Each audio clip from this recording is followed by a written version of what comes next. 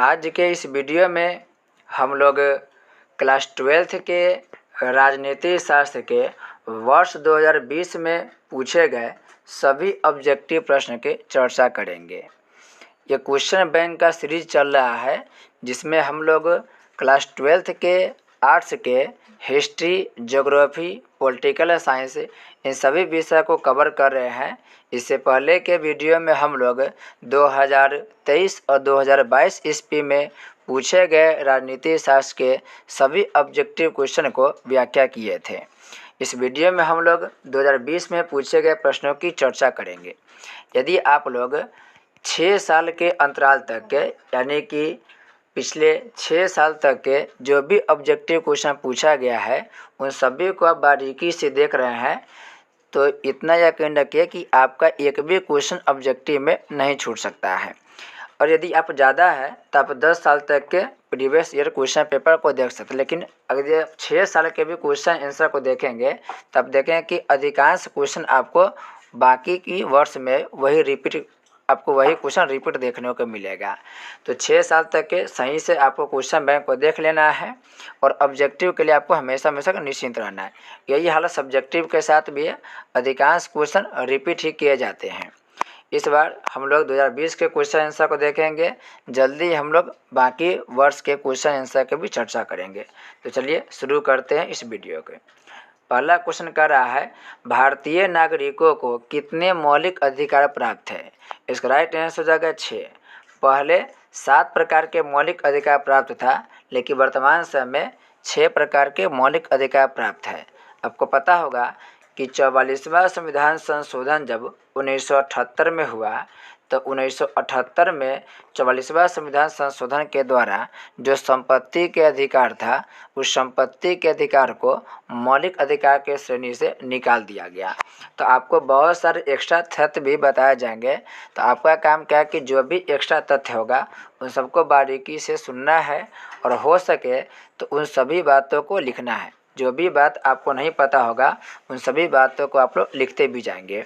हालांकि ज़्यादा हम लोग चर्चा नहीं करेंगे, जो इम्पोर्टेंट बात होगा उसी को हम लोग एक्स्ट्रा में चर्चा करेंगे। नेक्स्ट है, ऑन लिबर्टी शीर्षक पुस्तक के लेखक कौन है? इसका राइट आंसर हो जाएगा J.S. मिल। J.S. मिल इसका राइट आंसर हो जाएगा। प्लेटो से क्वेश्चन पूछता है, क्वेश्चन पूछेगा रिपब्लिक नामक जो बुक है वो किनके द्वारा लिखा गया है? तो होगा प्लेटो के द्वारा लिखा गया है। नेक्स्ट क्वेश्चन कर रहा है, किसी भी राज्य की विधानसभा की अधिकतम अनुज्ञेय सदस्य संख्या की सीमा है। यह अधिकतम की बात कर रहा है। तो विधानसभा में अधिकतम सदस्यों की संख्या की बात करें तो 500 हो सकता है और न्यूनतम की बात करें तो 60 हो सकता है। तो न्यूनतम 60 होगा और अधिकतम की बात करें तो 500 होगा। हालांकि कुछ राज्य अपवाद भी है जहां पर 60 से भी कम सीट है। जहां पर जनसंख्या कम है वहां पर आपको सदस्य संख्या 60 से भी कम देखने को मिलेगा। नेक्स्ट है, भारत में किस आधार पर नागरिकता प्राप्त की जा सकती है? तो नागरिकता प्राप्त करने के बहुत तरीका है, उसमें से एक निश्चित निवास। यदि आप लोग भारत में जन्म लिए हैं, आपके दादा, परदादा, पिताजी, माताजी इनमें से किसी के जन्म भारत में है तो आप भी भारत के नागरिक मान लिए जाएंगे। विवाह पे भी और सरकारी संख्या पर भी, यानी कि इन तीनों आधार पर किसी व्यक्ति भारत की नागरिकता प्राप्त कर सकते हैं। और नागरिकता कब खत्म होगा?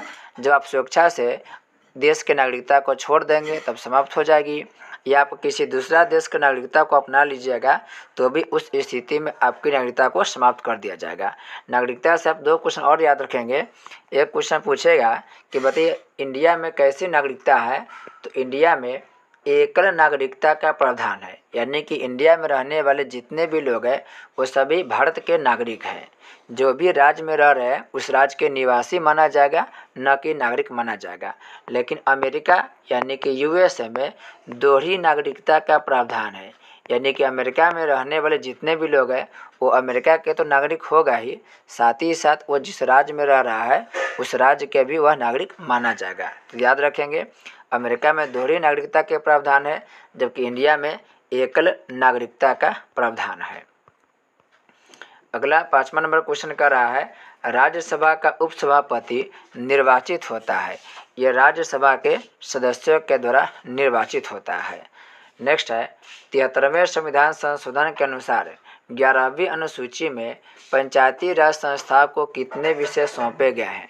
इसका राइट आंसर हो जाएगा 29 विषय सौंपे गए हैं। अब यहाँ से एक क्वेश्चन निश्चित ही पूछा जाता है पंचायती राज संस्था से। तो पंचायती राज संस्था से आपको मुख्य रूप से 6 बातें ध्यान रखना होगा। इसमें से ज़्यादा चांस है कि आपके आने वाले एग्जाम में यह क्वेश्चन पूछ ले। पहला तो है कि पंचायती राज संस्था की चर्चा किस अनुसूची में, तो 11वीं अनुसूची में है। पंचायती राज संस्था के लिए कौन सा संविधान संशोधन किया गया, तो 73वां संविधान संशोधन किया गया। इसमें कितना विषय है, इसमें 29 विषय हैं। फिर क्या क्या पूछ सकता है उस बात को ध्यान रखेंगे। पंचायती राज संस्था की चर्चा भारत के संविधान के अनुच्छेद नंबर 243 में है। भाग को है तो भाग नंबर 9 में पंचायती राज संस्था की चर्चा है। अनुसूची नंबर 11 में चर्चा है। यह राज्य सूची के विषय में आता है। आपको पता है कि राज्य सूची, संघ सूची, समवर्ती सूची 3 सूची होता है। तो पंचायती राज संस्था राज्य सूची का विषय है। यह पहला ऐसा संस्था है या एकमात्र ऐसा संस्था है जहां पर महिलाओं को आरक्षण दिया गया। तो याद रखेंगे महिला को आरक्षण क्या दिया गया है, पंचायती राज संस्था में कितना दिया गया है, तो 33% आरक्षण दिया गया है। फिर पूछ लेगा पंचायती राज संस्था सबसे पहले लागू कहाँ किया गया, तो भारत के राजस्थान राज्य में। काफ़ी इंपॉर्टेंट है। राजस्थान राज्य में सन 1959 ईस्वी में पंचायती राज संस्था को शुरू किया गया। ये 6 बातें ध्यान रखेंगे। ज़्यादा पॉसिबिलिटी है कि इसमें से एक क्वेश्चन आपको 2024 में डायरेक्ट पूछ लिया जाएगा। नेक्स्ट क्वेश्चन कर रहा है भारत के संविधान के किस अनुच्छेद के अधीन भारत के राष्ट्रपति पर महाभियोग लगाया जा सकता है। तो भारत के राष्ट्रपति पर महाभियोग लगाने की प्रक्रिया अनुच्छेद नंबर 61 में काफ़ी महत्वपूर्ण है, यह भी ध्यान रखेंगे। नेक्स्ट है निम्नलिखित में से कौन संयुक्त राष्ट्र संघ का अंग नहीं है। यूनिसेफ संयुक्त राष्ट्र संघ का अंग नहीं है, बाकी सभी अंग है। ये जो संयुक्त राष्ट्र संघ है इनका गठन हुआ था 1945 में। वर्ल्ड वार के बाद, सेकेंड वर्ल्ड वार जब समाप्त हुआ तब संयुक्त राष्ट्र संघ की स्थापना किया गया। उद्देश्य इसका यही था कि आने वाले समय में कोई भी युद्ध न हो, युद्ध को टाला जा सके। हालांकि और भी बहुत सारा काम इसके द्वारा किया जाता है। नेक्स्ट है संवैधानिक विषय पर निर्णय देने के लिए कम से कम सर्वोच्च न्यायालय के कितने न्यायाधीशों की बेंच होनी चाहिए। ये 5 या 5 से अधिक होनी चाहिए। संवैधानिक विषय पर निर्णय देने के लिए 5 या 5 से अधिक होना चाहिए। नेक्स्ट है विश्व अहिंसा दिवस किस तिथि को मनाया जाता है। तो विश्व अहिंसा दिवस यह 2 अक्टूबर को मनाया जाता है। 2 अक्टूबर को। 10 दिसंबर को याद रखेंगे विश्व मानवाधिकार दिवस मनाया जाता है। मानवाधिकार मनाया जाता है 10 दिसंबर को। नेक्स्ट है भारतीय संविधान में समवर्ती सूची की प्रेरणा कहाँ से ली गई। समवर्ती सूची की प्रेरणा ऑस्ट्रेलिया के संविधान से ली गई। इसको याद आप ऐसे रखेंगे जो ऑस्ट्रेलिया है वह क्रिकेट में सबसे आगे है। यानी कि लिस्ट मतलब सूची मतलब होता है लिस्ट। तो जब भी लिस्ट की बात आएगा आप क्रिकेट के लिस्ट उठाइएगा और क्रिकेट के लिस्ट में सबसे ऊपर ऑस्ट्रेलिया का नाम आता है। तो जैसे आएगा लिस्ट यानी कि सूची, इसमें कौन आएगा, ऑस्ट्रेलिया आएगा। तो समवर्ती यहाँ पर थोड़ा सा ध्यान रखेंगे, ठीक है। लिस्ट जहाँ तक बात है उसमें कौन आ जाएगा, ऑस्ट्रेलिया के नाम आ जाएगा। तो समवर्ती सूची ये प्रेरणा लिया गया था ऑस्ट्रेलिया से। और समवर्ती सूची में कानून कौन बनाएगा, तो राज्य सरकार प्लस केंद्र सरकार दोनों मिल करके समवर्ती सूची के विषय पे कानून बनाता है। आपको पता है कि 3 सूची होता है, संघ सूची, राज्य सूची, समवर्ती सूची। और समवर्ती सूची में कानून बनाएगा केंद्र और राज्य दोनों मिलकर बनाएगा। नेक्स्ट है किस कमेटी की रिपोर्ट पर भारत सरकार ने पर्यावरण विभाग स्थापित किया। ये तिवारी कमेटी के रिपोर्ट पर पर्यावरण विभाग के स्थापना किया गया। इस बात को ध्यान रखेंगे। नेक्स्ट है कानून के समान संरक्षण शब्दावली कहाँ से लिया गया है। तो जब भी संरक्षण की बात करें उसका आंसर हो जाएगा अमेरिका। याद रखेंगे कानून के समान संरक्षण जब कहे तो अमेरिका होगा। लेकिन एक होता है विधि के समक्ष समता, विधि के समक्ष समता के अधिकार। समता, जब भी समता यानी समानता की बात आए तो ब्रिटेन हो जाएगा। यानी विधि के समान संरक्षण कहे तो अमेरिका, और जब विधि के समता की बात करें यानी कानून के नज़र में सब बराबर के बात कहे तो उसका आंसर हो जाएगा ब्रिटेन। नेक्स्ट है प्रथम गुट निरपेक्ष सम्मेलन के अध्यक्ष कौन थे? 14 के राइट आंसर हो जाएगा मार्शल टीटो। मार्शल टीटो गुट निरपेक्ष सम्मेलन के प्रथम अध्यक्ष थे। इसे हम नाम के नाम से पुकारते हैं, non alliance movement. Non alliance movement यानी कि विश्व के किसी भी गुट में सम्मिलित नहीं होना। नेक्स्ट क्वेश्चन कह रहा है भारत मुख्यतः एकात्मक राज्य है, इस विचार के प्रतिपादक है। 15 के राइट आंसर हो जाएगा जी.एन. जोशी। जी.एन. जोशी। देखिए इसमें एक शब्द एकात्मक राज्य, एक होता है संघात्मक राज्य, संघात्मक, एक होता है एकात्मक। संघात्मक का मतलब है जो देश है उसमें केंद्र भी होगा और राज्य भी होगा, यानी जो पावर है वो केंद्र सरकार और राज्य सरकार के दोनों में बटा होगा। लेकिन एकात्मक में पावर जो होगा वो पूरा का पूरा केंद्र के पास होगा, राज्य वहाँ पर होगा नहीं। और भारत एक मुख्यतः एकात्मक राज्य है, यह बोला था जी.एन. जोशी। क्यों बोला था इसकी चर्चा हम लोग कर लेते हैं 2 मिनट में। जैसे भारत देश संघात्मक देश है, भारत अपने आप को क्या बोलता है कि हम एक संघात्मक देश है। संघात्मक क्यों है? क्योंकि देखिएगा तो इंडिया में भी आपको मिलेगा केंद्र सरकार मिल जाएगा, यानी कि केंद्र भी है और राज्य भी है, तो पावर दोनों के पास है। मुख्यमंत्री के पास भी पावर है, प्रधानमंत्री के पास भी पावर है। दूसरी बात हमारे यहाँ पर संविधान है और संविधान लिखा गया है, तो जो हमारे यहाँ पर जो संविधान है उसी संविधान के द्वारा सभी को अधिकार दिया गया है। प्रधानमंत्री के पास क्या अधिकार है, राष्ट्रपति के पास क्या अधिकार है, मुख्यमंत्री के पास क्या अधिकार है, सांसद के पास क्या अधिकार है, मुखिया के पास क्या अधिकार, यानी कि सभी के अधिकार के बात इस संविधान में है। संविधान द्वारा ही सभी को अधिकार दिया गया है और यह सभी संघात्मक होने के विशेषता है। लेकिन समस्या यह है कि भारत कहने के तो लिए संघात्मक है, लेकिन ज़्यादातर पावर भारत में केंद्र को दिया गया है।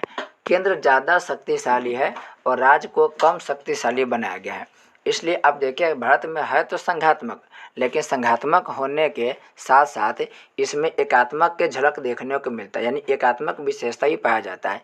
इसलिए बहुत लोग इसकी आलोचना करता है और ये आलोचना करते हुए जी.एन. जोशी बोला है कि भारत मुख्यतः एकात्मक राज्य है। ये बात ध्यान रखेंगे। नेक्स्ट है उल्फा एक आतंकवादी संगठन है, तो उल्फा आतंकवादी संगठन कहाँ के? भारत के हैं। भारत के मुख्यतः असम राज्य में ये उल्फा नामक आतंकवादी संगठन मिलेगा। आपको यहाँ से क्वेश्चन ज़्यादा पूछेगा श्रीलंका से। श्रीलंका में लिट्टे नामक आतंकवादी संगठन है। लिट्टे नामक आतंकवादी संगठन का संबंध कहाँ से है? श्रीलंका से। ज़्यादातर आपको लिट्टे से क्वेश्चन पूछता है। नेक्स्ट क्वेश्चन कह रहा है मनुष्य स्वतंत्र उत्पन्न होता है किंतु सर्वत्र वह बंधनों से बंधा हुआ है। यहाँ पर हुआ लगा दीजिएगा। किसने कहा? किसने कहा कि मनुष्य स्वतंत्र तो पैदा होता है लेकिन वह सभी जगह से जंजीरों से या बंधनों से बंधा हुआ है। तो 17 के आपका राइट आंसर हो जाएगा रूसो। यह कथन किसका है? रूसो का है। कार्ल मार्क्स भी एक कथन बोले हुआ था, ध्यान रखेंगे। कार्ल मार्क्स बोले हुआ था दुनिया के मजदूरों एक हो। याद रखेंगे, दुनिया के मजदूरों एक हो, तुम्हारे पास खोने के लिए बेरियों के सिवा कुछ नहीं है। याद रखेंगे, दुनिया के मजदूरों एक हो, तुम्हारे पास खोने के लिए बेरियो यानी कि जो जंजीर है उसके अलावा कुछ नहीं है। ये किसने कहा था? कार्ल मार्क्स का कथन है। भारत के प्रधानमंत्री, तो भारत के प्रधानमंत्री राष्ट्रपति के द्वारा नियुक्त होते हैं। यह क्या होगा आंसर? नियुक्त होते, राष्ट्रपति नियुक्त करते हैं। नेक्स्ट है दक्षेस का मुख्यालय कहाँ स्थित है? 19 के राइट आंसर हो जाएगा काठमांडू में। दक्षेस का मुख्यालय कहाँ स्थित है? नेपाल की राजधानी काठमांडू में है। नेक्स्ट है बलवंत राय मेहता समिति प्रतिवेदन में पंचायती राज संस्था को कितने स्तरों पर करने का सुझाव दिया गया? तो ये दिया गया 3 स्तरीय, यानी कि आंसर हो जाएगा सी, त्रिस्तरीय करने का सुझाव दिया गया। आपको 2 बात ध्यान रखना पड़ता है, एक बलवंत राय समिति, एक मिलेगा अशोक मेहता। तो बलवंत राय मेहता समिति के सिफारिश पर ही पंचायती राज संस्था को त्रिस्तरीय बनाया गया। त्रिस्तरीय में कौन कौन? तो त्रिस्तरीय में जब बात करेंगे त्रिस्तरीय में तो 3 हो जाएगा। एक हो जाएगा ग्राम लेवल पर, ग्राम लेवल पर आएगा ग्राम पंचायत। याद रखेंगे, ग्राम लेवल पर, गांव लेवल पर आएगा ग्राम पंचायत। एक होता है प्रखंड स्तर पर, प्रखंड स्तर पर आता है पंचायत समिति, और जिला स्तर पर आता है जिला परिषद। लेकिन एक व्यक्ति थे अशोक मेहता, याद रखें उनका भी नाम क्वेश्चन बन जाता है अशोक मेहता। ये जो अशोक मेहता है, अशोक मेहता जो समिति है वह पंचायती राज संस्था को 2 स्तरीय बनाने की बात कहा था, लेकिन बलवंत राय मेहता 3 स्तरीय और लागू किसका सिफारिश हुआ, तो बलवंत राय मेहता की सिफारिश लागू हुआ था। नेक्स्ट है, किसने द्विराष्ट्र सिद्धांत का प्रतिपादन किया, तो मोहम्मद अली जिन्ना द्विराष्ट्र सिद्धांत का प्रतिपादन किया था। कहीं ना कहीं पाकिस्तान बनने की जो बात है वो कहीं ना कहीं जिन्ना के जिद की वजह से ही पाकिस्तान देश का गठन हुआ। नेक्स्ट है, संविधान निर्मात्री सभा में उद्देश्य प्रस्ताव किसके द्वारा प्रस्तुत किया गया, उद्देश्य प्रस्ताव जवाहरलाल नेहरू के द्वारा प्रस्तुत किया गया, जवाहरलाल नेहरू के द्वारा प्रस्तुत किया गया। ध्यान रखेंगे, आपको पता होगा 3 तारीख याद रखना पड़ता है, 9 दिसंबर, 11 दिसंबर, 13 दिसंबर। तो 13 दिसंबर 1946 ईस्वी को उद्देश्य प्रस्ताव पेश किया गया था और किनके द्वारा किया गया था, तो जवाहरलाल नेहरू के द्वारा उद्देश्य प्रस्ताव पेश किया गया था। नेक्स्ट है, साफ्टा समझौते पर किस वर्ष हस्ताक्षर हुआ, तो साफ्टा पर हस्ताक्षर हुआ था सन 2004 ईस्वी में, सन 2004 ईस्वी में। साफ्टा के पूरा नाम याद रखेंगे, साफ्टा कैसे लिखा गया, जो साफ्टा लिखा गया SAFTA। देखिए जब भी आपको FTA आ जाए तो इसका मतलब होगा फ्री ट्रेड एग्रीमेंट। F मतलब फ्री, T मतलब ट्रेड, A मतलब एग्रीमेंट। बहुत जगह आपको मिलेगा FTA। अब इसमें 2 शब्द है S और A, तो S का मतलब हो गया साउथ और A का मतलब हो गया एशियन। तो south Asian free trade agreement, यानी कि साउथ एशिया के जो भी देश है उन सभी में मुक्त व्यापार मुक्त मतलब कोई भी बाउंडेशन नहीं हो, मुक्त व्यापार करने के लिए आपस में जो समझौता किया गया उसी को नाम दे दिया गया साफ्टा। तो ये किसके लिए है, साउथ एशियन देश के लिए है। 2004 में एक और बात याद रखेंगे, सन 2004 में भयंकर सुनामी आया था। तो भयंकर सुनामी किस वर्ष आया था, सन 2004 ईस्वी में ही आया था। चलिए अगला क्वेश्चन कह रहा है, विधान परिषद का सदस्य निर्वाचित होने के लिए न्यूनतम आयु क्या है। विधान परिषद की बात बोल रहा है, तो विधान परिषद होगा 30 वर्ष। विधान परिषद जब भी होगा, विधान परिषद के लिए कितना वर्ष चाहिए, 30 वर्ष चाहिए। 18 वर्ष चाहिए आपको वोट देने के लिए, यानी कि मताधिकार के लिए, यानी कि आपको वोट देने के लिए न्यूनतम आयु 18 वर्ष चाहिए। 25 वर्ष आपको विधायक बनने के लिए और सांसद बनने के लिए 25 वर्ष चाहिए। और गांव में मुखिया सरपंच, शहर में मेयर बनने के लिए कितना चाहिए आयु, 21 वर्ष। तो मेयर बनने के लिए, मुखिया बनने के लिए, सरपंच बनने के लिए 21 वर्ष। फिर यहाँ पर देखिए राज्यसभा के सदस्य बनने के लिए, ये विधान परिषद सदस्य बनने के लिए आपको 30 वर्ष चाहिए। राष्ट्रपति बनने के लिए कितना चाहिए, 35 वर्ष चाहिए। नेक्स्ट है, संयुक्त राष्ट्र संघ के प्रथम एशियाई महासचिव, यहाँ पर ध्यान रखें, गौर करेंगे, प्रथम एशियाई महासचिव कह रहा है। तो प्रथम एशियाई जब भी बात करें ये हो जाएगा यू थॉन्ट, यहाँ पर थांट दिया है, आप याद रखेंगे यू थॉन्ट, ये ऐसे आता है थॉन्ट, ट या थांत देता है, बात वही है। इंग्लिश को हिंदी करने में थोड़ा समस्या हो जाता है। और याद रखें एक और बात, त्रिगवेली के, त्रिगवेली ये संयुक्त राष्ट्र संघ के क्या है, तो यह पहला अध्यक्ष थे, यह पहला अध्यक्ष। अब प्रथम जैसे यू थॉन्ट।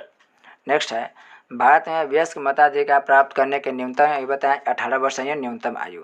21 वर्ष मुखिया सरपंच बनने के लिए, 25 वर्ष विधायक सांसद बनने के लिए, यानी कि मुख्यमंत्री प्रधानमंत्री बनने के लिए 25 वर्ष, और 35 वर्ष राष्ट्रपति बनने के लिए।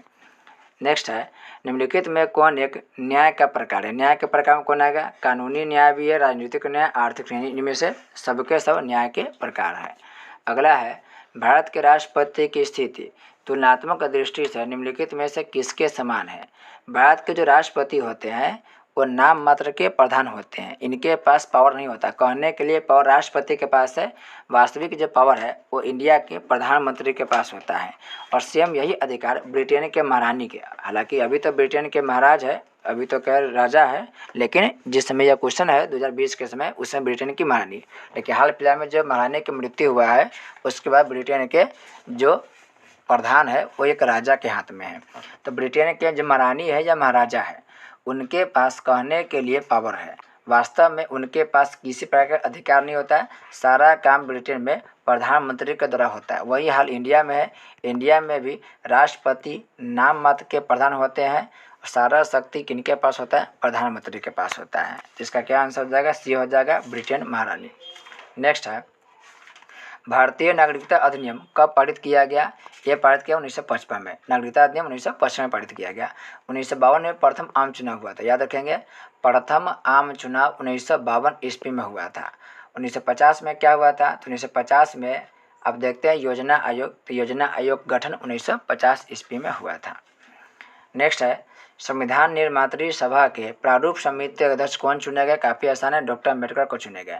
और प्रारूप समिति में सदस्य की संख्या कितना? 7 है। डॉक्टर राजेंद्र प्रसाद की बात करें तो जो संविधान सभा बना था उस संविधान सभा के हेड कौन थे? अध्यक्ष डॉक्टर राजेंद्र प्रसाद थे। नेक्स्ट है संघात्मक ढांचे के लिए अपरिहार्य क्वेश्चन कर रहा है संघात्मक ढांचे के लिए अपरिहार्य लक्षण है। तो संघात्मक के लिए क्या क्या चाहिए बताया था आपको? संविधान की सर्वोच्चता चाहिए, बिल्कुल संविधान की सर्वोच्चता चाहिए, स्वतंत्र न्यायपालिका चाहिए और शक्तियों के विभाजन चाहिए, यानी इनमें से सभी। देखिए इंडिया में सबके सब है। इंडिया में संविधान के सर्वोच्चता है, यानी कि संविधान द्वारा ही सभी को पावर दिया गया है। प्रधानमंत्री, राष्ट्रपति या जो भी जनता के प्रतिनिधि है वो संविधान के अनुसार चलने के लिए बाध्य है। हमारे यहाँ पर न्यायपालिका क्या जी? स्वतंत्र है, यह किसी का न पक्ष लेता है न किसी के दबाव में यह फैसला देती है। उसके अलावा देखेंगे हमारे इंडिया में शक्ति का विभाजन किया गया है, यानी कि सत्ता का विकेंद्रीकरण है। शक्ति को बांट दिया गया है राज्य सरकार में, केंद्र सरकार में, स्थानीय सरकार में, फिर देखें विधायिका में, कार्यपालिका में, न्यायपालिका में, यानी शक्तियों का बंटवारा किया है। तो संघात्मक होने के लिए जो भी लक्षण चाहिए हमारे यहाँ पर है, लेकिन उसके बावजूद भी कहीं ना कहीं हम लोग केंद्र को ज़्यादा शक्ति दिए राज्य के मुकाबले। इसलिए है तो संघात्मक देश, लेकिन कहीं ना कहीं इसमें केंद्र को सशक्त यानी कि मजबूत बनाया गया। अमेरिका में क्या है, जितने पावर केंद्र के पास है उतना ही पावर राज्यों के पास है। तो वो एक समझिए कि आदर्श संघात्मक है। इंडिया को एक आदर्श संघात्मक देश नहीं कहा जा सकता है। नेक्स्ट है भारत और पाकिस्तान के बीच कारगिल युद्ध कब हुआ था? यह हुआ था 1999 में। 1995 की बात करें तो WTO बना था 1995 में। 1995 में WTO बना था, वर्ल्ड ट्रेड ऑर्गेनाइजेशन। नेक्स्ट है संविधान में 22वां संशोधन कब पारित हुआ? तो देखिए आपसे दो क्वेश्चन पूछता है, 42वां संविधान संशोधन और 44वां संविधान संशोधन। 42वां की बात करें तो कुछ मत कीजिए, 4+2 कर दीजिए तो आ जाएगा 6। तो यानी इसका आंसर होगा 1976, लास्ट में 6 वाला 1976। और 44वां की बात करें तो जोड़ दिए 4+4 आ जाएगा 8। और संशोधन कब से होगा? जब संविधान बनेगा उसके बाद होगा। तो जब भी बात करें 1900 की बात करेंगे तो जगह 1978। तो 44वां के बाद 1978, 42वां की बात करें तो 1976 हो जाएगा। इसका राइट आंसर हो जाएगा 1976।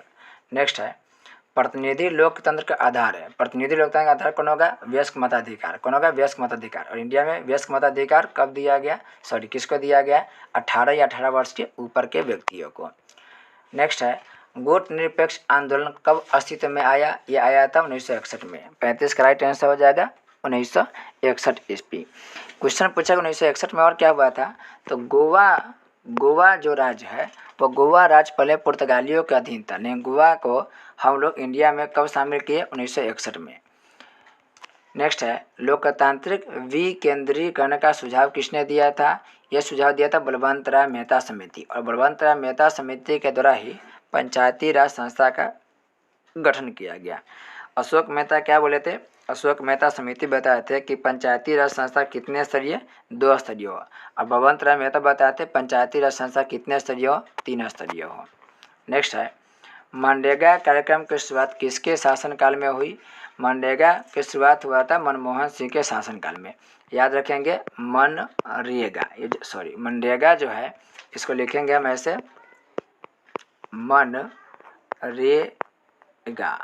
मनरेगा का फुल फॉर्म क्या है? यह हो गया Mahatma Gandhi national rural employment guarantee act. फिर से सुनेंगे, Mahatma Gandhi national rural employment guarantee act. यानी भारत में जो भी अकुशल लोग हैं, ग्रामीण क्षेत्रों के विकास के लिए जो भी अकुशल लोग हैं उसको मनरेगा के तहत 1 वर्ष में कम से कम 100 दिन तक रोजगार देने की गारंटी सरकार देता है। तो 100 दिन रोजगार किसके तहत मिलता है? मनरेगा। क्वेश्चन पूछता भी है मनरेगा के तहत 1 वर्ष में कितने दिनों का रोजगार मिलता है? तो मिनिमम कितना दिन को? 100 दिन का रोजगार मिलता है। पहले इसका नाम था नरेगा और नरेगा बना था यह बना था 2006 में, लेकिन महात्मा गांधी के सम्मान में महात्मा गांधी के नाम पर इसमें जुड़ गया म मतलब महात्मा गांधी, पर यह बन गया मनरेगा सन 2009 में। तो याद रखिएगा, नरेगा बना था 2006 में, अब मनरेगा हो गया 2009 ईस्वी में। नेक्स्ट है, यूरोपीय संघ की स्थापना कब हुई? यूरोपीय संघ की स्थापना हुआ था 1992 में। 1992 में और क्या हुआ था? तो आपको पता होगा कि प्रथम पृथ्वी सम्मेलन हुआ था 1992 में। प्रथम पृथ्वी सम्मेलन कब हुआ था? सन 1992 ईस्वी में हुआ था। 2005 में क्या हुआ था? सूचना के अधिकार अधिनियम 2005 में बना था। सूचना के अधिकार अधिनियम 2005 में बना था। नेक्स्ट है, मुख्य चुनाव आयुक्त तथा अन्य चुनाव आयुक्तों की नियुक्ति किसके द्वारा की जाती है? 39 के राइट आंसर हो जाएगा राष्ट्रपति के द्वारा। किसके द्वारा? राष्ट्रपति के द्वारा। और चुनाव संबंधी जितने भी काम होता है वो किनके द्वारा होता है? चुनाव आयुक्त के द्वारा होता है। तो भारत में चुनाव करवाना, भारत में राजनीतिक दल को मान्यता देना, राजनीतिक दल को चुनाव चिन्ह देना, ये सभी काम निर्वाचन आयुक्त के होता है। निर्वाचन आयुक्त में एक होता है मुख्य चुनाव आयुक्त और दो होता है उसके मतलब कि सहायक होता है, दो सहायक होता है, यानी 3 स्तरीय होता है, 3 सदस्यीय होता है। नेक्स्ट है, निम्न में से किसने खुले द्वार की नीति अपनाई थी? कौन अपनाया था? चीन अपनाया था। और कहीं ना कहीं खुले द्वार की नीति के द्वारा चीन की अर्थव्यवस्था को काफ़ी विकास हुआ था। नेक्स्ट है, विश्व महिला दिवस कब मनाया जाता है? तो विश्व महिला दिवस 8 मार्च को मनाया जाता है, 8 मार्च को। फिर पूछेगा 10 दिसंबर को तो विश्व मानवाधिकार एड्स दिवस 1 दिसंबर को, 1 दिसंबर को विश्व एड्स दिवस मनाया जाता है। यह क्वेश्चन देखिए 1 दिसंबर ये वाला पूछा गया था। सन 2012 के क्वेश्चन को आप देखेंगे, सॉरी 2013 को, तो इसमें देखेंगे यह क्वेश्चन पूछा गया 1 दिसंबर को, एड्स दिवस 1 दिसंबर को। नेक्स्ट है, लोक लेखा समिति में होते हैं। तो लोक लेखा समिति में 15 सदस्य लोकसभा का होता है और 7 सदस्य राज्यसभा का होता है। 15 होगा लोकसभा और 7 हो जाएगा राज्यसभा। देखिए कुछ ऐसा समिति होता है संसदीय समिति, जिस संसदीय समिति में राज्यसभा के और लोकसभा के दोनों का सदस्य को रखा जाता है। लेकिन आप ध्यान रखेंगे एक समिति प्राक्कलन समिति, इसमें होता है 30 सदस्य, लेकिन 30 के 30 होता है किसका? लोकसभा के। इसमें राज्यसभा के सदस्य नहीं होता है। लेकिन जिस संसदीय समिति में राज्यसभा के सदस्य होता है उसमें क्या होगा? लोकसभा के अगर सदस्य होगा 2 तो राज्यसभा के सदस्य होगा 1, यानी कि अनुपात कितना होता है? 2:1। यानी कि मान लेते हैं कि 4 सदस्य हो गया लोकसभा के, तो इसका अनुपात 2 कर दीजिए, 2 सदस्य रखा जाएगा किससे? राज्यसभा के। अगर शामिल करना हो तो, अगर राज्यसभा के सदस्य होगा नहीं तब तो अलग बात है, लेकिन अगर राज्यसभा के सदस्य भी शामिल होगा तो रेशियो क्या रहेगा? आपको रहेगा 4:2। अगला क्वेश्चन कह रहा है, निम्नलिखित में कौन एक राज्य का तत्व नहीं है? फिर से देखेंगे, क्वेश्चन कह रहा है निम्नलिखित में से कौन एक राज्य का तत्व नहीं है? राज्य के तत्व का मतलब समझिए, यानी यह पूछना चाह रहा है कि राज्य, कोई भी क्षेत्र को राज्य हम कब कहेंगे? राज्य बनने की शर्त क्या है? तो याद रखेंगे, राज्य बनने के लिए 4 शर्त को पूरा करना पड़ता है। पहला है कि एक निश्चित भूभाग होना चाहिए, दूसरा एक निश्चित जनसंख्या होना चाहिए, तीसरा है एक सरकार का होना अनिवार्य है और उस सरकार के पास संप्रभुता होनी चाहिए। सरकार के पास क्या है? संप्रभुता। तो देखिए, एक भूभाग, जनसंख्या होना चाहिए, सरकार होना चाहिए और संप्रभुता, ये चारों चीज़ अगर है तो उसको हम राज्य बोलेंगे। जैसे कि भारत एक राज्य है, हम बोल देते हैं कि भारत एक लोकतांत्रिक गणराज्य है या धर्मनिरपेक्ष राज्य है। तो राज्य किस सेंस में बोले? क्योंकि भारत में अब देखेंगे तो आपको भूभाग मिलेगा 32,87,263 वर्ग किलोमीटर, यानी कि अच्छा खासा क्षेत्रफल, यानी भूभाग इंडिया के पास है। जनसंख्या में तो नंबर 1 हो गया जी अभी वर्तमान में हम लोग, तो जनसंख्या भी है, भूभाग भी है, हमारे यहाँ सरकार भी है और हमारे सरकार के पास क्या? संप्रभुता भी है। संप्रभुता का मतलब होता है जब कोई व्यक्ति या कोई संस्था अपना निर्णय खुद लेता है तो उसको बोलते हैं संप्रभुता, यानी वह अपने निर्णय के लिए दूसरा पर निर्भर नहीं रहता है तो उसको हम बोलते हैं संप्रभुता। तो हमारे देश के पास, यानी हमारे देश के सरकार के पास संप्रभुता भी है, यानी वो जो भी कोई काम करेंगे वो किसी दूसरा देश के दबाव में आके ना करके अपने बलबूते करेंगे, हमारे यहाँ संप्रभुता भी है। तो इसमें से देखिए चौथा हो जाएगा राजनीतिक दल या राज्य बनने के लिए कोई भी तत्व नहीं है, ये अलग होगा। राजनीतिक दल क्या है? तो राजनीतिक दल लोग के समूह होता है। क्वेश्चन पूछता है कभी कभी कि बताइए कि राजनीतिक दल का मुख्य उद्देश्य क्या होता है? तो राजनीतिक दल का मुख्य उद्देश्य होता है चुनाव लड़ना। कभी कभी यह भी क्वेश्चन पूछ लेता है। तो चुनाव लड़ना राजनीतिक दल का क्या होता है? मुख्य होता है जी। लोकतंत्र के प्राण किसे कहते हैं? तो लोकतंत्र के प्राण राजनीतिक दल को कहा जाता है। ये भी क्वेश्चन ध्यान रखें, क्वेश्चन पत्र पूछा गया है। नेक्स्ट है, किसी नगर निगम के मेयर का चुनाव कौन करता है? तो नगर निगम के मेयर के चुनाव से थोड़ा सा आप ध्यान रखेंगे। इस वर्ष क्या हुआ है, अभी के बात बोले तो अभी में नियम लागू हुआ है कि जो नगर निगम है वो नगर निगम के प्रधान जो होते मेयर, उस मेयर के चुनाव अब प्रत्यक्ष रूप से जनता के द्वारा होगा। यानी कि अब जो मेयर साहब चुने जाएंगे वो प्रत्यक्ष रूप से चुने जाएंगे, जनता द्वारा चुने जाएंगे। लेकिन इससे पहले जो मेयर होते थे वह वार्ड कमिश्नर के द्वारा चुने जाते थे। जो वार्ड कमिश्नर यानी वार्ड सदस्य होते हैं, जिसे हम लोग वार्ड काउंसिलर भी बोलते हैं, उनके द्वारा चुने जाते थे अप्रत्यक्ष तरीक़ा से। तो अभी आप लोगों से पूछा जाए तो आप लोग क्या करना है कि देखना है कि बिहार बोर्ड के द्वारा जो भी आंसर दिया जा रहा है, हालांकि आपके बुक में अभी भी अपडेट नहीं होगा, आपके बुक में दिया होगा वार्ड काउंसलर दिया होगा। तो आप ज़्यादातर चांस ये है कि यही आप टिक लगा कहिएगा कि यही सही माना जाएगा। लेकिन अपडेट आप लोग अपने आप को कीजिएगा। अभी मेयर के चुनाव जो होता है वह हो रहा है अभी प्रत्यक्ष रूप से।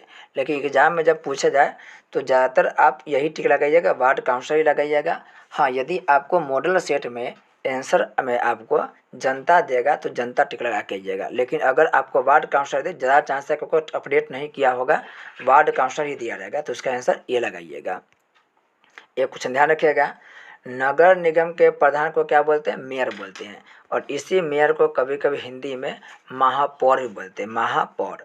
तो नगर निगम के प्रधान को क्या बोलेंगे? महापौर या मेयर बोलते हैं। नगर के प्रथम नागरिक कौन होता है? तो मेयर साहब नगर के प्रथम नागरिक होता है। नेक्स्ट है, किसकी सिफारिश पर महासभा सचिव की नियुक्ति होता है? तो सिफारिश कर किसकी सिफारिश पर? यह सुरक्षा परिषद के सिफारिश पर महासभा की क्या होता है जी? महासचिव की नियुक्ति होता है। नेक्स्ट है, राज्यसभा की सदस्यता की न्यूनतम आयु कितनी है? आप रट लीजिएगा, याद कर लीजिएगा। राज्यसभा का है या विधान परिषद का है, उसके लिए कितना हो जाएगा? 30 वर्ष। गांव में मुखिया सरपंच बनने के लिए 21 वर्ष। विधायक बनने के लिए, सांसद बनने के लिए 25 वर्ष, यानी कि एमएलए और एमपी बनने के लिए 25 वर्ष। राष्ट्रपति बनने के लिए 35 वर्ष। और चुनाव वोट देने के लिए कितना? 18 वर्ष। कम से कम वोट देने के लिए 18 वर्ष चाहिए। नेक्स्ट है, अंतर्राष्ट्रीय अणु ऊर्जा अभिकरण की स्थापना कब हुई थी? 47 का राइट आंसर हो जाएगा 1957। 1957 में अंतर्राष्ट्रीय अणु ऊर्जा अभिकरण की क्या किया गया था? स्थापना। पंचायती राज संस्था कब लागू हुआ? 1959 में। 1959 में राजस्थान के नागौर में। और आपसे क्वेश्चन पूछे, बताइए राज्य पुनर्गठन अधिनियम कब लागू हुआ? तो राज्य पुनर्गठन अधिनियम 1956 में। भारत में संविधान में 7वां संविधान संशोधन कब हुआ था? वो भी हुआ था 1956 ईस्वी में। तो सभी एक्स्ट्रा फैक्ट का भी ध्यान रखेंगे।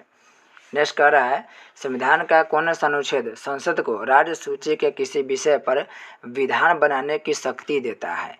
तो इसका राइट आंसर 48 के जो राइट आंसर हो जाएगा वो हो जाएगा अनुच्छेद नंबर 249। अनुच्छेद नंबर 249 ध्यान रखेंगे, बड़ा अच्छा क्वेश्चन है। क्योंकि संविधान का कौन सा अनुच्छेद संसद को राज्य सूची के विषय किसी विषय पर विधान बनाने का अधिकार देता है? तो देखिए, इंडिया में कहने के लिए बोले संघात्मक है, लेकिन देखिए यहाँ पे राज्य सूची के विषय है। किसके सूची? राज्य सूची के विषय है। लेकिन राज्य सूची के विषय पे कभी कभी समय आने पर संसद भी क्या कर सकता है? कानून बना सकता है। इसकी प्रावधान है अनुच्छेद नंबर 249 में। इसलिए इसे कहा जाता है कि है तो संघात्मक, लेकिन कहीं ना कहीं एकात्मक के भी झलक इसमें देखने को मिलता है। नेक्स्ट है, दक्षेस का पहला सम्मेलन किस देश में हुआ था? 49 के राइट आंसर जाएगा बांग्लादेश। बांग्लादेश में दक्षेस का पहला सम्मेलन हुआ था। दक्षेस का पूरा नाम क्या हो गया? तो 10 से दक्षिण एशियाई, 6 से क्षेत्रीय और 7 से सहयोग संगठन। दक्षिण एशियाई क्षेत्रीय सहयोग संगठन, ये दक्षेस का पूरा हिंदी में नाम है। नेक्स्ट है, समवर्ती सूची में कितने विषय हैं? अब देखिए 50 के भी थोड़ा सा अंतर मिलेगा। इसके अनुसार आप लगाइएगा राइट आंसर 47 है। समवर्ती सूची में कितना है? 47। लेकिन ध्यान रखेंगे अभी के बाद कहा जाए तो बदल चुका है। अभी कहिएगा तो अलग अलग समझिए किसका आंसर हो गया है। जब आपसे कहे सूची के बारे में तो देखिए भारत के संविधान के आपको 7वीं जो अनुसूची है उसमें मिल जाएगा सूची से बारे में। कितने सूची है? तो 3 सूची है। मुख्यतः कितने सूची? 3 सूची। एक मिलेगा आपको संघ सूची, संघ सूची पे कानून बनाएगा केंद्र सरकार। एक मिलेगा राज्य सूची, इसमें राज्य सरकार कानून बनाएगी। और एक होता है समवर्ती सूची, समवर्ती सूची। समवर्ती सूची में कानून कौन बनाएगा? तो समवर्ती सूची में कानून बनाएगा केंद्र सरकार, राज्य सरकार दोनों मिलकर कानून बनाएगा। अब तीनों के विषय की बात करें तो अभी वर्तमान में ध्यान रखेंगे, वर्तमान की बात बोल रहे हैं, वर्तमान समय की बात करें। एक सेकेंड,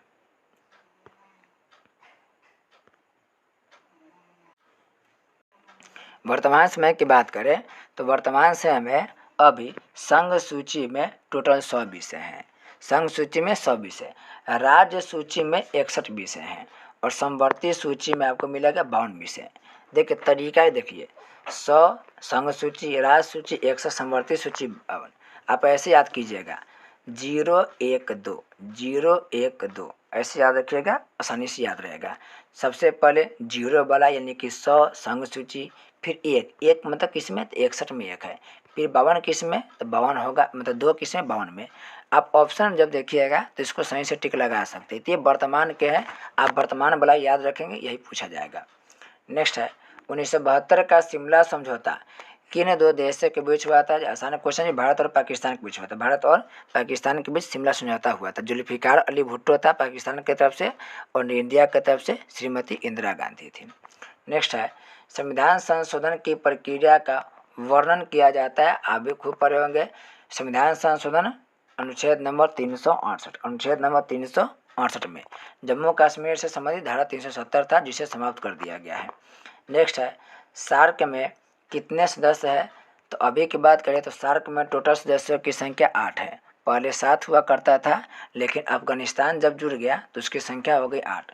सार्क के पूरा नाम याद रखेंगे। अंतर्राष्ट्रीय संगठन से क्वेश्चन पूछता है, सार्क को ऐसे लिखेंगे, इसका नाम है south Asia association for regional corporation. फिर से देखेंगे, south Asia association for regional corporation. इसको बोलते हैं दक्षिण एशियाई क्षेत्रीय सहयोग संगठन, दक्षिण एशियाई क्षेत्रीय सहयोग संगठन बोलते हैं सार्क के बारे में। 8 इसका मेंबर है। नेक्स्ट है भारत की संविधान सभा का गठन किस योजना के आधार पर हुआ था? जी काफ़ी आसान है जी, कैबिनेट मिशन योजना। इसका राइट आंसर डी होगा, कैबिनेट मिशन योजना। आपको पता होगा यह बना था कब? 1946 में।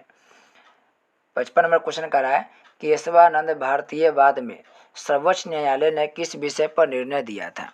देखिए तो 2 ऐसा वाद है जो काफ़ी प्रसिद्ध है और कहीं ना कहीं इसको ना भारतीय संविधान में मील के पत्थर माना जाता है। भारतीय संविधान के इतिहास में मील का पत्थर माना जाता है। कौन है?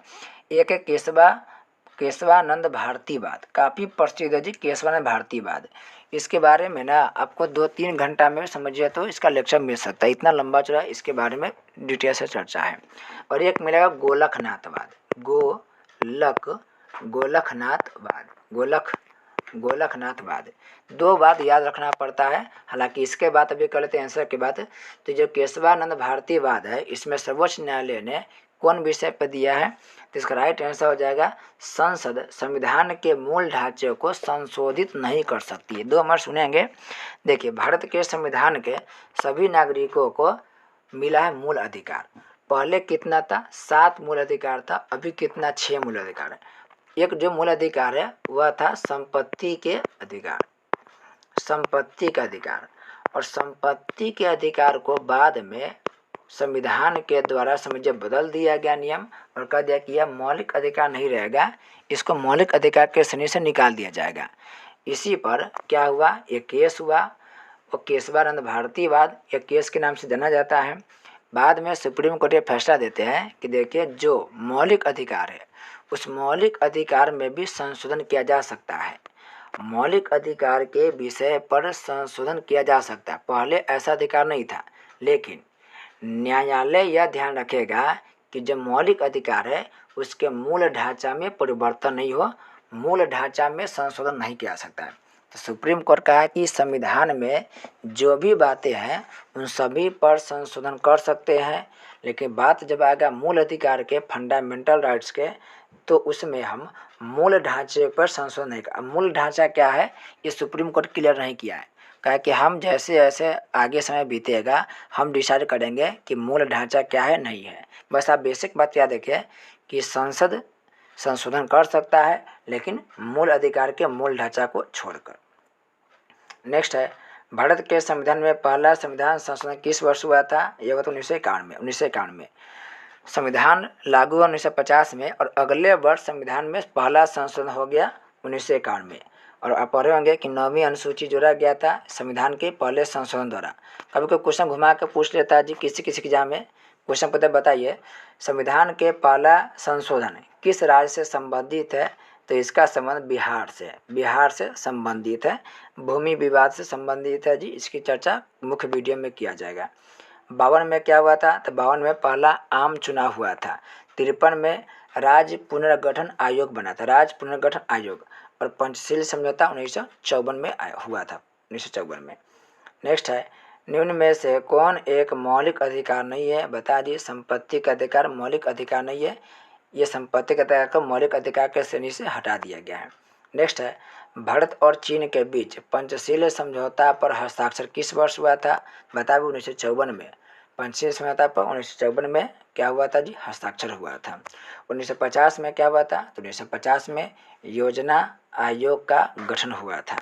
नेक्स्ट है, लोकसभा की अधिकतम सदस्य संख्या कितना हो सकती है? 552 हो सकती है, 552। अभी कितना? तो 545 है। हो सकता है कितना? 552 हो सकता है, क्योंकि भारत के जो जम्मू कश्मीर के इलाका है, देखिए जो जम्मू कश्मीर का इलाका है, समझने की कोशिश करेंगे। ये जम्मू कश्मीर का जो इलाका है उसको देखेंगे तो ये वाला हिस्सा और ये वाला हिस्सा अभी पाक के, समझे कि पाकिस्तान के अवैध कब्जे में है। ये पाकिस्तान के द्वारा ये अधिकृत किया गया, इसे बोलते हैं पीओके। तो जब किसी भविष्य में ऐसा होगा कि यह हमारा ही हिस्सा बनेगा, तो बाकी जो 7 सदस्य है, जैसे कि 545 है, फिर से देखेंगे, ये जो 545 है इसमें जब 7 जोड़ेंगे तो हो जाएगा कितना? 552। तो जो 7 सदस्य है कहीं ना कहीं इसी जम्मू कश्मीर के क्षेत्र से संबंधित होगा, यहाँ भी बढ़ सकता है। हालांकि आने वाले समय में जो लोकसभा के सदस्यों की संख्या है वो अधिकतम बहुत हो सकता है, ये 500 हो सकता है, तो 700-800 के करीब में भी पहुंच सकता है, क्योंकि जनसंख्या में काफ़ी तेज़ी से वृद्धि हो रहा है। तो याद रखेंगे जी, अभी कितना? 545 है। चुनाव पहले कितना पर होता था? तो पहले होता था 543 पर, और 2 एंग्लो इंडियन को राष्ट्रपति मनोनीत करते थे। लेकिन याद रखेंगे वर्तमान समय में यह है प्रावधान कि जो 2 सदस्य को राष्ट्रपति मनोनीत करते थे एंग्लो इंडियन को, उस व्यवस्था को अभी समाप्त कर दिया गया है। चलिए लास्ट क्वेश्चन है, कह रहा है कि अवशिष्ट विषय पर कानून बनाने का अधिकार है। किसको कानून बनाने का अधिकार है? तो अवशिष्ट विषय पर कानून बनाएगा केंद्र सरकार। केंद्र के पास कानून बनाने का अधिकार है। आपको बताए थे कि भारत एक संघात्मक देश है, और संघात्मक होने के लिए जो लक्षण चाहिए वो लक्षण है इंडिया में। लेकिन फिर भी बहुत लोग आलोचना करता है कि भारत संघात्मक देश न होकर के एकात्मक देश है। अब उसके पीछे देखिए एक और तर्क यहाँ पर सही बैठेगा। सूची आपको बताए थे 3 सूची, उसमें से एक और सूची जोड़ लीजिएगा अवशिष्ट सूची, तो 4 सूची बन जाता है। संघ सूची, राज्य सूची, समवर्ती सूची, एक होता है अवशिष्ट सूची, अवशिष्ट विषय अवशिष्ट सूची। अब इसमें कानून कौन बनाएगा? तो केंद्र सरकार बनाएगा। लेकिन आप जब अमेरिका में जाएंगे तो अमेरिका में अवशिष्ट सूची के विषय पर कानून कौन बनाता है? राज्य सरकार बनाता है। लेकिन इंडिया में पावर किसके पास है? तो इंडिया में पावर केंद्र सरकार के पास है, न कि राज्य सरकार के पास है। तो कुछ ऐसा प्रावधान इंडिया में किया गया है जिसमें केंद्र को अधिक शक्तिशाली बना दिया गया, राज्य को नहीं। हालांकि आप जब मेन वीडियो जब देखेंगे इसके बारे में तथ्य जानेंगे कि इसके पीछे का रीजन क्या था, क्यों हम लोग केंद्र को ज़्यादा शक्तिशाली बनाए और राज्य को हम लोग पावर कम दिए, तो आपको सारा बात क्लियर हो जाएगा। हमारे संविधान जो निर्माता थे वो सभी बातों को एक एक बात को बारीकी से गहन अध्ययन करके लिखे, तो प्रावधान जो भी किया गया सटीक किया गया है। आप जब रीजन जानेंगे तो आपको लगेगा वास्तव में कि सही में जो भी प्रावधान किया गया है वो वास्तव में सही है। तो 60 के 60 ऑब्जेक्टिव क्वेश्चन कंप्लीट होता है। आपका काम क्या है कि जो भी आपको एक्स्ट्रा फैक्ट्स बताया गया है, हालांकि हम तेज़ी से बोले हैं, तो आप लोग का काम है कि वीडियो को चाहे तो स्लो कर सकते हैं, नहीं तो ठीक अगर स्पीड लग रहा है तो उसमें भी देख सकते हैं। और जो भी एक्स्ट्रा तथ्य दिया गया है उसको आप लोग कहीं पर कॉपी पे नोट कर लेंगे। यदि आपके पास क्वेश्चन बैंक की किताब होगा तो उसमें लिख लेंगे, या वीडियो को डाउनलोड करके आप 2 से 3 बार ईयरफोन लगा के सुनेंगे तो आसानी से सभी बात याद हो जाएगा। यही क्वेश्चन रिपीट मिलेगा आपको 2019 के, 2018 के भी क्वेश्चन बैंक में। तो हमारा कंप्लीट होगा वीडियो। इससे पहले हम लोग जो भी वीडियो बनाए हैं वो सभी को का देखिएगा तो सारा क्वेश्चन अपने आप ही आपका क्लियर हो जाएगा। तो मिलते हैं हम लोग एक नए वीडियो के साथ, तब तक के लिए आपका बहुत बहुत धन्यवाद।